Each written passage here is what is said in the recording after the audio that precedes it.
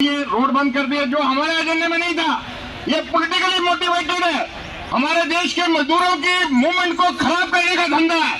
अगर उन्होंने बिहार बंद कर रहा था तो 4 दिन आगे करते या 4 दिन बाद में करते। जो ये इंडिया का जो ग्रुप है हमारे बारे में पिछले जब से इंडिया बना है एक शब्द नहीं बोल रहा, एक रेजोल्यूशन नहीं ले रहा। बीजेपी की सरकार तो कठोराघात कर रही है, उससे हम लड़ रहे हैं। हमारे को उससे कोई डर नहीं है। हमारे को चाहे वो देशद्रोही कहे, हमारे को चाहे वो कहे कि हमारे को फॉरेन फंडिंग आ रही है, वो किसानों को भी कहा था।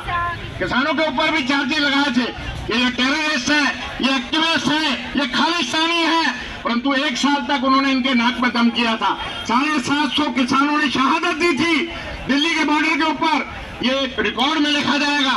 परंतु साथियों, हमारे 10 मजदूर संगठनों की काल में हमने अपनी प्रेस कॉन्फ्रेंस में कहा, हमने अपने जो लिखित दस्तावेज में कहा कि हमारे 24 श्रम कानून बदले गए हैं और जहां पर प्राइवेटाइजेशन हो रहा है वहां पर कोले के अंदर अगर 32,000 रुपए ठेकेदार के वर्कर की मजदूरी ले रहा है ठेकेदार, परंतु 9,000 रुपए दे रहा है, 12 घंटे नौकरी ले रहा है, ना ESI का मेंबर है ना PF का मेंबर है।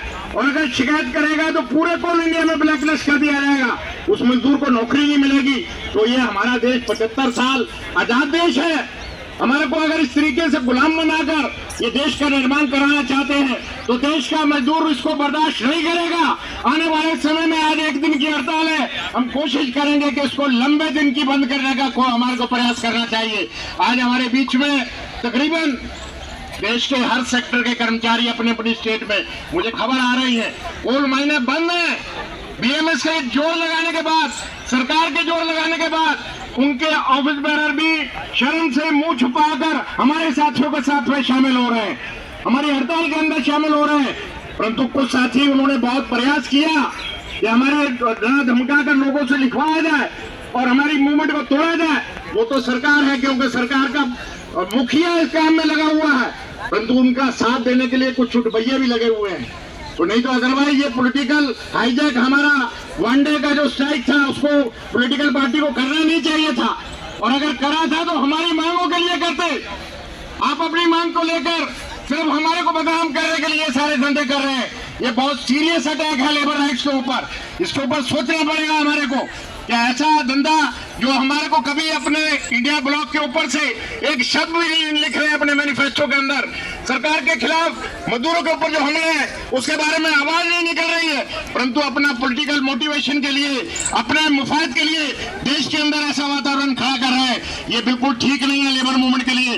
परंतु हमारा लेबर मूवमेंट का सीधी मांग है कि देश के हर कर्मचारी को, चाहे वो कहीं पर भी किसी सेक्टर में काम कर रहा है, उससे 8 घंटे से ज्यादा नौकरी नहीं ली जाएगी। उसको 26,000 रुपया कम से कम उसको वेतन देना पड़ेगा। 60,000 पूरा होने के बाद 10,000 रुपया मिनिमम पेंशन उसको देनी पड़ेगी और उसको मेडिकल की सुविधा देनी पड़ेगी। उसके बच्चों की पढ़ाई फ्री करनी पड़ेगी।